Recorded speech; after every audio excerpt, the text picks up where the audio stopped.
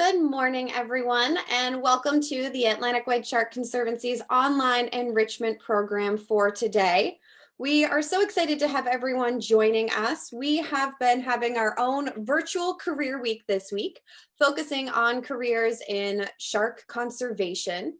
And today is a special day because we actually have the CEO of the Atlantic White Shark Conservancy and co-founder.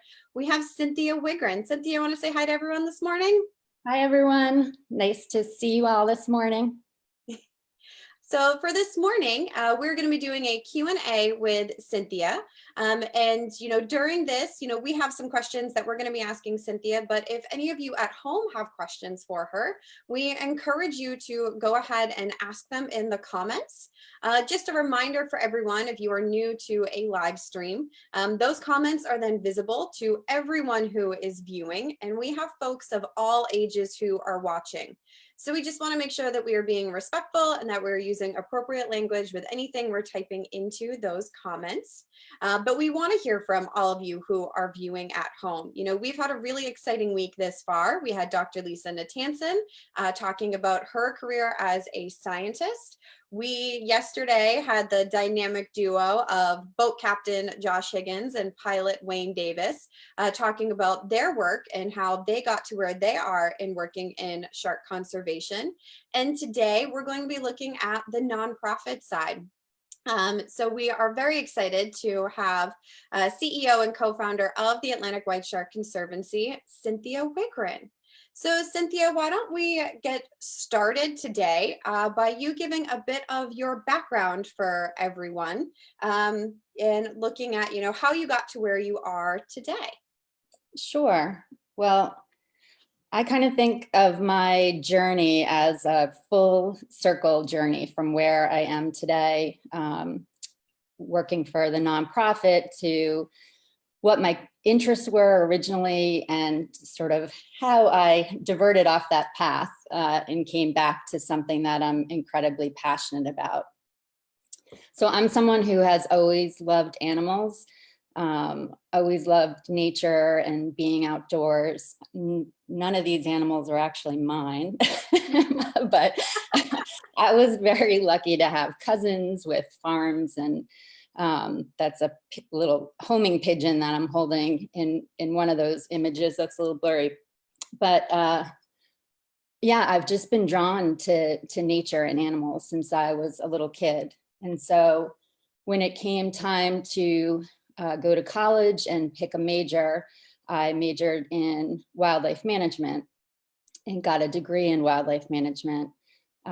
Actually, something that my mother wasn't thrilled with. She said I had a head for computers, which I actually don't, and I know you can attest to that. At least tech savvy person on the team. But she felt like I could follow wildlife as a passion on the side, and I should get a career doing something else. But of course, I was stubborn and passionate about wildlife and really determined that that was what I was going to do with my life. And when I was in college, I actually recently found this note that my dad had written me. I found it in a book a few years ago, but he wrote this note to me when I was in college saying that he hoped that I would realize my dream of working in and helping to protect our natural world. So he knew that this was something I was really passionate about and wanted to do. And this was actually really a lovely note for me to find so many years later. So that, yeah, that's 1994. But unfortunately, when I was getting ready to graduate, I had student loans, and that was really all I could think about, was just sort of the weight of the student loans. And there was my mom's voice ringing in my ear about, this would be a career that would be hard to make money in. And so I shifted my thinking and really just wanted to get out of the weight of the debt and not start off life that way, and recognizing that it would be challenging to have a career in wildlife management early on, and to establish myself and potentially rely on grant funding. So I went a completely different route. My first big job out of college was at a telecommunications company called Atlantic Connections in Portsmouth, New Hampshire. And then from there, I went to a company called Houston Street, which was an online trading company in the energy industry. So really a huge diversion from what I thought I would be doing in life and what I, ultimately, this is where I spent the bulk of my career at this company. But what I found at the time was that I actually really was interested in business. I thought it was fascinating. This company had offices in multiple locations around the world and a very large staff when I started. And then the dot-com bubble burst and the company went from probably close to 100 employees down to 6. So I got to be part of a small team that was trying to rebuild this company, which was really fascinating. And so at the time, because I was interested in business, I went back to school and I got my MBA to have that degree in business and really focus on all the different aspects of business that I thought were fascinating. And from there, I went to another online trading company, very similar, but just different commodities. So this was really my career. This was 12 years of work after graduating from UNH with a science degree. But the beauty was, even though I wasn't doing work that I thought I would be doing originally, I still found it interesting because of the business side. And I was making enough money to travel around the world and really focus on my passion for wildlife through travel. And so here are some photos from trips that I took that it just was amazing to be experiencing wildlife in the natural habitat. I mean, that's a mountain gorilla from Rwanda, which was just a spectacular trip, and leopard in Tanzania, the humpbacks. Those are humpbacks that we could see up here, so we have them close to home. But that was from the Silver Bank, so that's where mothers and calves are nursing and mothers are spending time before they move back up here. And then some penguins from Argentina, which was very cute to see those. But yeah, so that was a big part of my life, was just traveling around and getting to see wildlife and just kind of tapping into something that was a natural connection for me. And then we're all familiar with these smiley faces if you're following Atlantic White Shark Conservancy. But I went to South Africa in 2010, and I had my very first experience with great white sharks. I spent 2 days cage diving, one day actually on the Fallows boat. So they have shark expeditions that they run, which was my connection then to them, which is really cool because Chris Fallows was incredibly generous to take time and interview with you last week, which I know you have on YouTube. If anyone missed it, he's just amazing and his photos are amazing. They weren't on the boat at this time, but they had newsletters that went out, and so we stayed connected that way. But this trip and having this experience with white sharks, I really went into it nervous. Like I had never been near a big shark at the time, and I thought it was going to be a scary experience.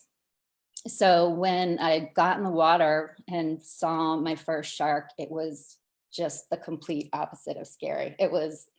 I was calm and I was mesmerized just watching the shark swim around, and it was magical, just absolutely magical. So that was it for me. I was hooked. I wanted to learn more about great white sharks, and I came home from that trip, and it was shortly after the Division of Marine Fisheries, so Greg Scommel and John Chisholm were the first to put high-tech tags on great white sharks in the Atlantic. And that had just happened not long before I had that trip and experience. So here I was, traveling to South Africa to see great white sharks, and they were right in our backyard, I was learning. So that was pretty exciting, the timing of having that connection with white sharks and then knowing that the first ones had recently been tagged here.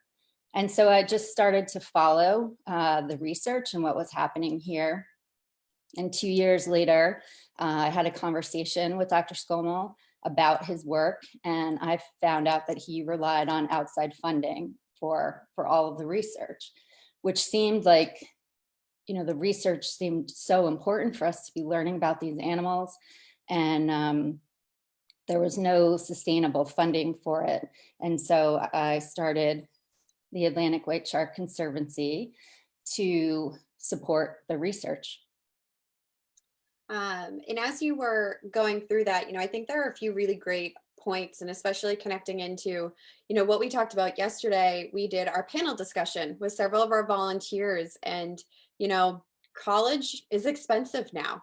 And so a lot of them, as they're looking at their college choices and they're trying to make that decision, that financial aspect is coming into it of trying to graduate and not have that debt after the fact. So when you were going through that college experience, if you were to do it over again, would you have selected a different university, or would you have done any of that part differently? Since, you talked about how coming out of school, you had those loans. And so it kind of pivoted where you went career-wise. I mean, I was attending a local, I was an in-state resident for UNH, and I was waiting tables to make money to help support me through that time.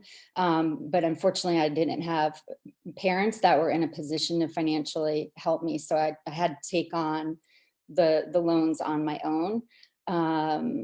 No, you know what? Debt is it really is just part of life and what you get used to. And I think there's the flip side of it is, if everything is handed to you, you don't really learn that lesson right away. And so, there's always a balance, and I think you have to weigh that out. I don't think I would have done anything differently, but I didn't really think about the weight of the debt until I was about to graduate. And then suddenly it felt like, I'm not sure that I want to start out in a big hole like this, but you have time to pay it off, and everyone will get through it. So I think going to school that you love and studying what you love and what you're passionate about at that point in your life is important. Yeah, I would agree with that. Okay. I was going to say, what do you think? I graduated with debt as well, but I have no regret because I appreciate every experience I had. And I think what you're saying is really true for people to think about is, you have to if you're going to go into school, you want to make sure it's going to be worth that money and setting yourself up an environment. And a lot of our volunteers yesterday talked about how the school they've selected is one where they feel comfortable. They walked on campus and they knew it was the right fit for them. If that means they're going to graduate with some loans, they graduate with those loans. But, making sure it's a really beneficial experience, and you're comfortable there, I think is important to weigh that into it as well. Yeah, which is huge. And it's interesting because when I was working for Houston Street, I spent some time working in our London office and just meeting people that were really encouraged to take a gap year before starting college, and taking time off and traveling was just such a big part of the culture there. And I think it's challenging to go right from high school into college and be expected to have a lot of those decisions made without having some break. So I never did a gap year, but I'm a huge supporter of it, even though I don't think it's what's typical here. But but that is okay. Managed properly. Yes, I'm sure all the parents who are watching right now appreciate that part.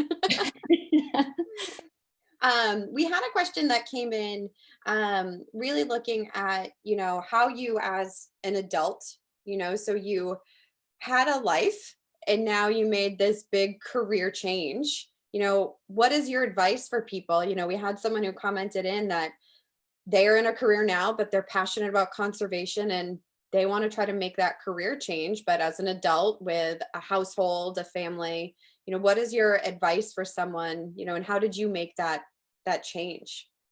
That's a great question. And honestly, I was able to do it because I had a really supportive spouse. I certainly had, if I wasn't married and I had been working on my own, I would have had enough savings to get a nonprofit started. And then it really just comes down to knowing that there are sacrifices that you're going to have to make, especially in the nonprofit world. I mean, changing careers, you could potentially change to something that is a lucrative career later in life. But I was just about to turn 40 when I started the nonprofit, and I left my job and I was a volunteer for the organization. So it was a significant conversation at home to just say, how long can we do this? How long are we okay with me not having a salary? And we were both really dedicated to getting this nonprofit up and running. And so we decided we'd go a year. Like, let's put for a year, it's okay that you don't have a salary and the focus is on the work and building the organization. And just so everyone knows, that then became 3 years. So, and I moved to the Cape and my husband worked in Boston. So we had the sacrifice of not being together during the week. We financially went down one salary, but then because we were living in 2 locations, our expenses went up because we were running 2 households. So, yeah, there's a lot of sacrifice. And I think you just have to decide what's worth it. I mean, again, life comes down so much to finding a balance. And so if you can sacrifice for a period of time to shift careers and do something else that you are really excited about and passionate about, I think you find at the end of the day that the sacrifices are worth it. And from that, that's a nice segue into, looking at the end of the day, what a typical day looks like for you. For everyone who might be tuning in, Cynthia is the CEO and co-founder of the Atlantic White Shark Conservancy. And you wear a lot of hats. There's a lot of things that, you do in this position. So if you wanted to, talk about, what are the things that you do and what a day looks like for you? Well, here's a typical day. So I really, I don't have a typical day. I don't know if you do. Do you have? Depends on the season. I feel like in the summer, I end up with a bit of a typical day, just because it's around the center, but it's definitely seasonal. I think as an organization, we've been evolving and growing and expanding in all areas of the mission. And so there's always a new project that comes up. There's always, additional funding that's needed. And there are a ton of different bits that I oversee. And so because of that, every day is different. I really enjoy, I like that you just can't become complacent in this position. And, none of us can, working for a small nonprofit. That's just the name of the game. And as you know, you started as a volunteer as well. And all of this is about being able to multitask and being willing to do anything. And that is actually the background that I had when I worked for the company that went down to 6 people. And then it was like, one day I could be grabbing coffee for the office, and the next day I could be flying to Houston to meet with a CEO of an oil company. And that was just the range of things that I was used to doing.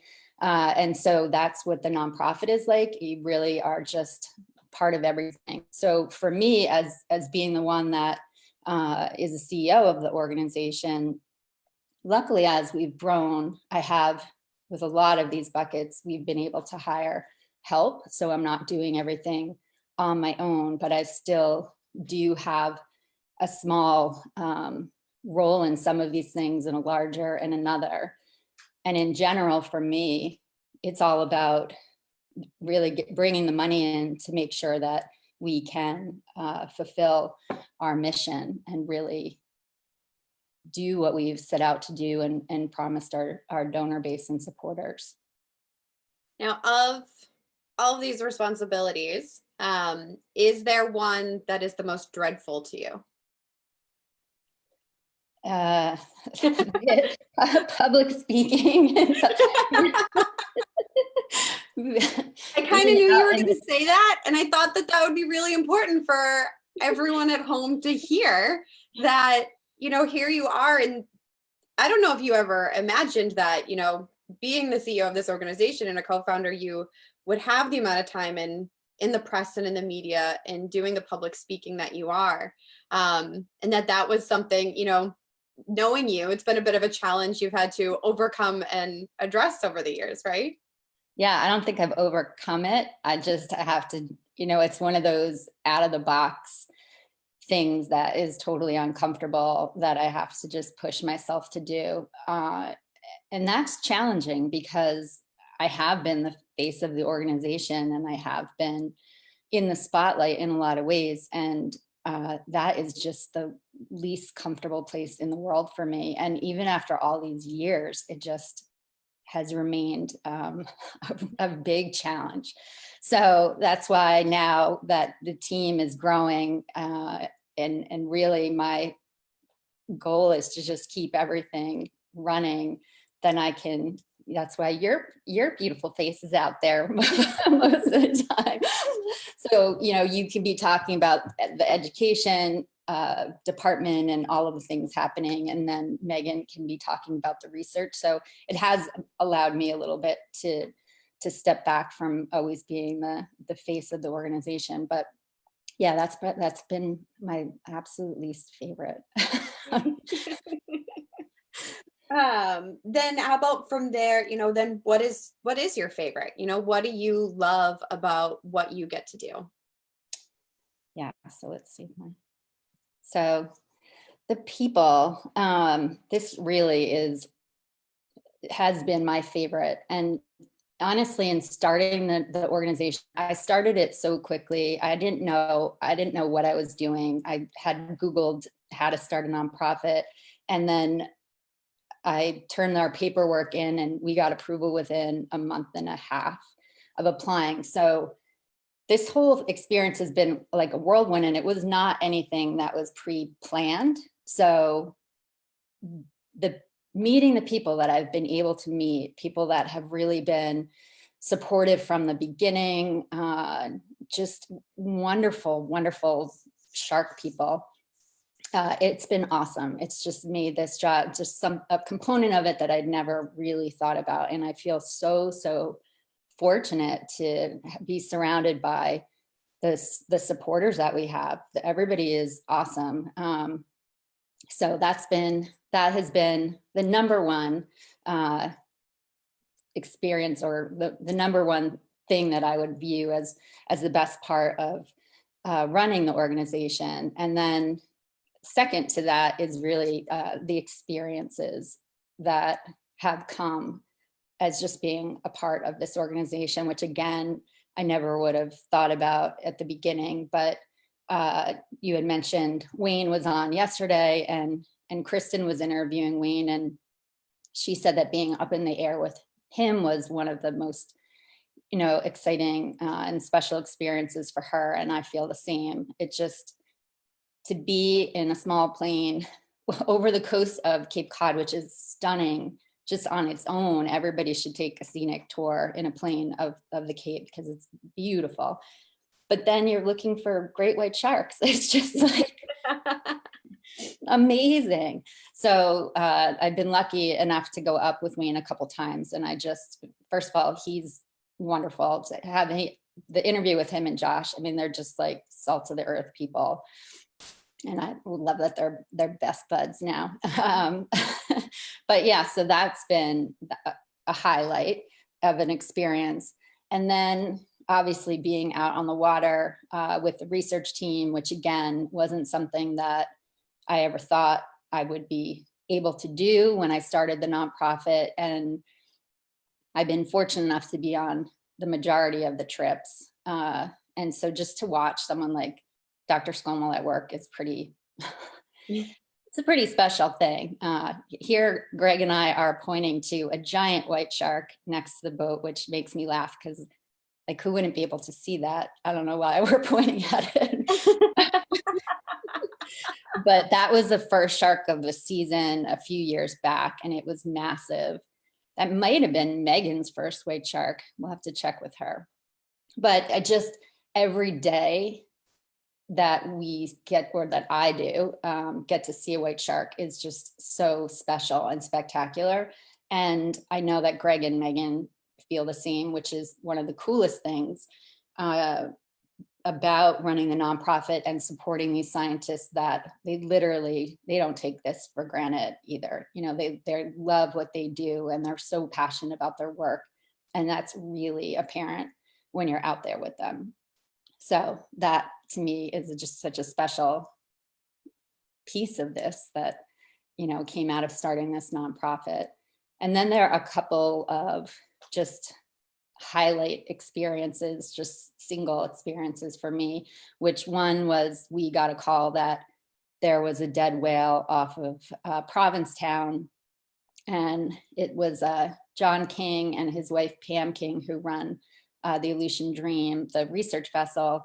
We grabbed Wayne, and there's my husband on the pulpit, and we went down to see multiple white sharks feeding on a whale carcass, which is one of the coolest things to see. It's something that I had really wanted to see. I had actually been in South Africa again shortly before this happened, visiting a friend who is a white shark scientist out there. And we sat for a whole day next to a dead whale carcass and no white sharks showed up. And so it was so disappointing. And then to get this call and get out there and actually see it. And this image that Pam King took is just one of my favorites. It's so spectacular. And to know that I was even there and watching this was a pretty awesome highlight of the white shark work. And then my other one is the famous Jamison Rescue, which if you're not a new follower to the Conservancy watching this and you've been following us, then you're probably very familiar with this little guy. But he was stranded on a beach. He was out of the water for probably 45 minutes, I think, before we got there. He wasn't moving. And just the fact that I had my arms around this shark was just amazing. And then we worked for 45 minutes and we were able to revive him. And this is just the coolest picture of Dr. Scommel walking the shark. Walking the shark. So the shark we were able to revive it, and then we let it, or he led us back out into the ocean so that we could release the shark. And after going through all that shark did, we really didn't think it was going to survive. And but Greg had put a tag on it before it was released. And that shark has been coming back to the Cape every year since. And so it was an amazing survival story. And the fact that I, got to participate and experience it was probably one of the greatest highlights of my job. And, I think we had the question just come in, and, when you talked about your initial trip to South Africa, how you were nervous to get in the water, and now you just showed us a picture of you literally hugging Jamison with your arms. How did you overcome that fear? What was it that took you from a place of fearing sharks to, the respect that you have for them now? Well, Jamison wasn't moving at all, so that wasn't too worried. Once he did get revived, though, he did bite the boat a couple times. So for people who feel like a shark is in such a state of confusion or fear that they're not going to be aggressive in any way, as I know firsthand that wasn't the case, which was actually great to see, so some fight there. But honestly, my fear, as far as the white sharks were concerned, that changed as soon as I was in the water with them.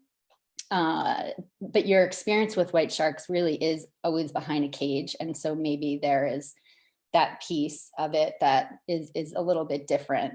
I will say that we had a former board member who had invited me on a trip to go into the water with tiger sharks and hammerheads. And tiger sharks, I was nervous in the water with tiger sharks.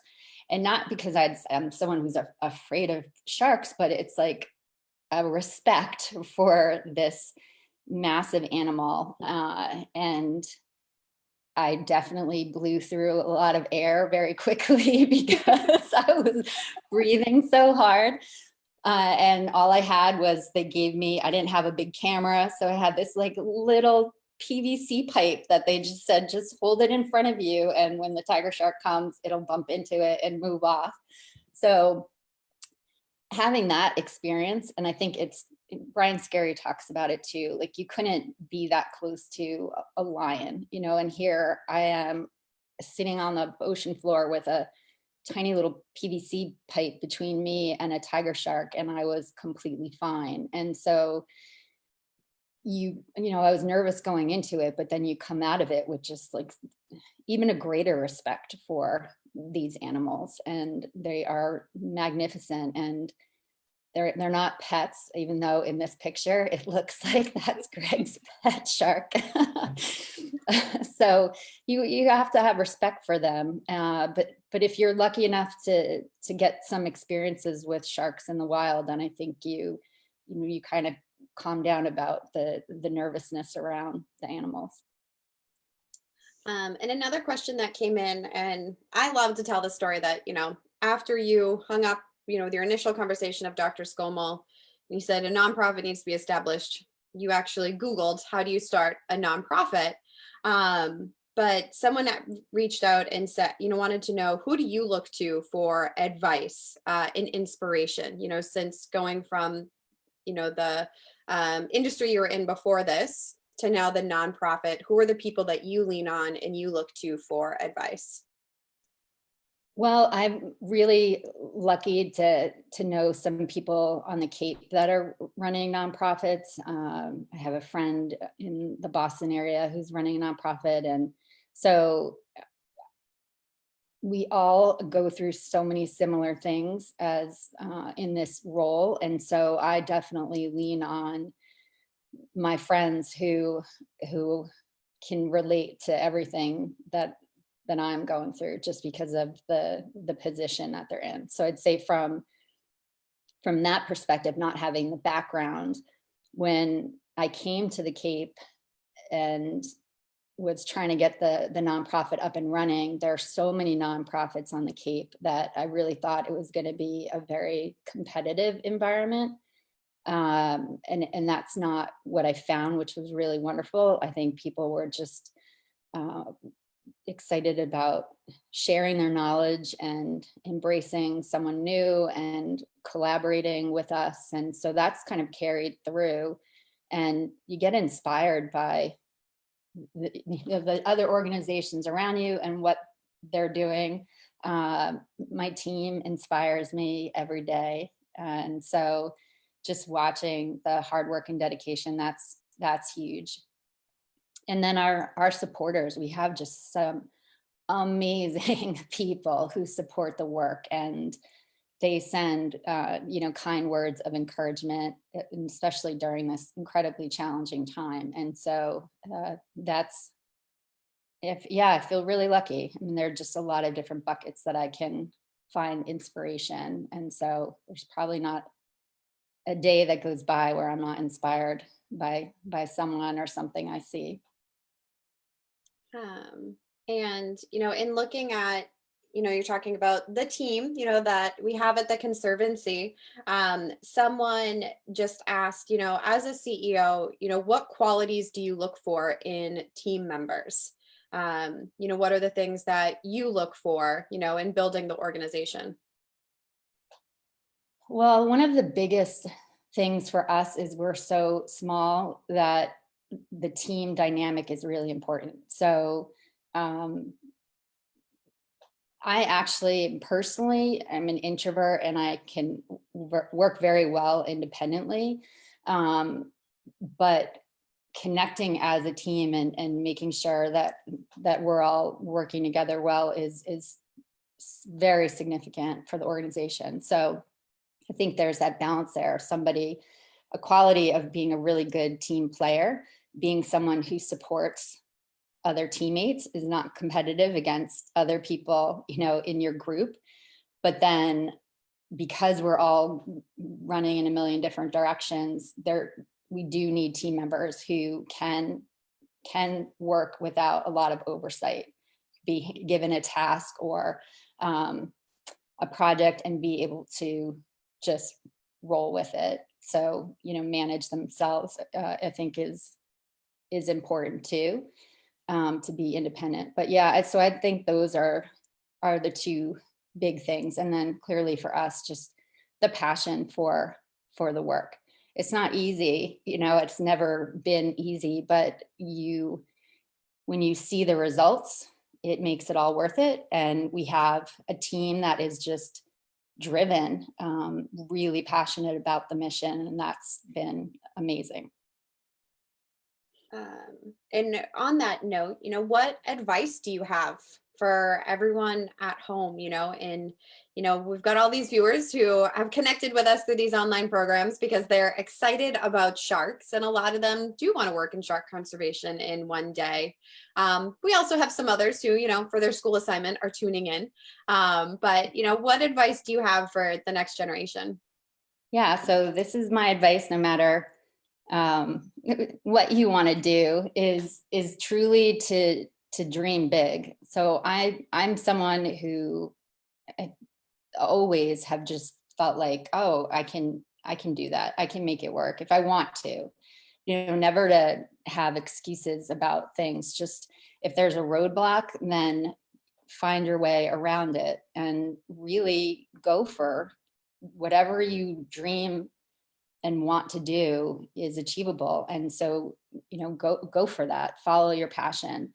And if people have been listening to this from the beginning, then recognizing that what I was passionate about, I didn't do that for work right away, but I found my way back to that. So understand that that's okay too. If you are diverted off of the path that you thought you were going to be going down, that's okay. And in fact, for me, it brought me down a business path that actually ended up being the best thing possible for starting a nonprofit, because I had the passion and I had the business experience. And that's really been a huge asset in running a nonprofit organization and establishing one. So yeah, anything is possible. I know when Chris Fallows was talking about doing something that you're passionate about, and I think that's huge too, because it's true. All the, like, you know, it doesn't feel like work if you're doing something that you love, and that's important. Ultimately, we have, you know, life is short, and so following your passion is very important, and setting the bar high and going for it. Awesome. I think that is really good advice for everyone at home. So I think those were, unless anyone has some final questions for Cynthia, if they want to send those in now. Was there anything we missed today that you wanted to talk about or share from your experiences? No, I just want to give a shout out to you because you set up Career Week, so you don't get to be interviewed. But I feel like, you know, you are someone that you have been an inspiration to me. You have been a partner in this from the beginning. So when I started the organization, you were the first to reach out offering to help. And so you've gone along this whole journey, and, you know, you have done such an extraordinary job. And all of these online enrichment programs, this was your idea. As soon as you knew people were going to be home, you had the idea to do something to help. And so even though you're not a feature this week, I just wanted to just give you a shout out for being awesome. Now I'm gonna cry. Well, thank you. And, I think when you talked about our team, I think when I look back at my career and, my background and everything, I think one of the big parts that I've learned in, finding yourself, if you can, in an environment where you can grow. Like you said, I have been incredibly fortunate to have been with this organization since the beginning. I found out about the Conservancy through Twitter. So good job, Ben. But, and I reached out, and like you said, I started volunteering, but then, it's been an environment where I've been able to really grow and further so many skills, and just bring different pieces of my background. So for everyone who's watching, I was an environmental educator, and then I was a classroom teacher before coming into this role as the education director. But it's really been an opportunity to grow. And, you've really set up, as the CEO of the organization, that environment, where as a team, we can all grow and improve ourselves while, continuing to grow the organization as a whole. So it's definitely been a really awesome experience to be a part of. And I'm grateful to you for everything that you've done to set this all up and to create that environment, because I know when I reached out via Twitter, I never would have imagined that this is where we would be. But it's pretty amazing to be able to be here where we are now. Yeah, I agree.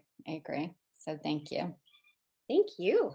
So the other question that came in, and I can't believe I didn't ask this because it's one we've had every day, but you did talk a bit about, the different experiences you've had with different species of sharks. So what is actually your favorite species of shark? It's a tie between great hammerheads and great white sharks. The hammerhead to me is just such an incredible animal. And I was lucky enough to get in the water with them. And that was a shark that I had right in my face, and I had zero nervousness around. And that might not be smart, but it was just this huge sense of calm around them. I think they're amazing. But yeah, and the white shark is just so iconic and just an incredible species to watch. I've had obviously a lot more experience with white sharks than any other shark. And so, and this is what we've dedicated our careers to, and they're just incredible. So so those two, it'd be hard for me to probably pick one over another. It is hard to pick your favorite species, because I feel like you said, the opportunities that have come forward as you see the different species in their natural habitat, there are different things. I mean, for me, when I got to see whale sharks, that was like just so big. Like, how can you not? But then every time I get to see a white shark, I fall in love with white sharks all over again. So I feel like depending on what I'm doing, it changes. Yeah, they're all spectacular. All right, I think that was all the questions that then had come in. So thank you so much, Cynthia, for taking the time to do this with everyone today. We had some really great questions that came in, and we really appreciate you taking the time to share your background and your career track with everyone at home and share your advice with all of them. Absolutely. Thank you for having me. All right. Well, thank you everyone who has tuned in. Tomorrow we are going to have Kristen and some friends who also work in education. So Kristen, many of you have met, and she is our community engagement manager. So she's going to be live with some peers from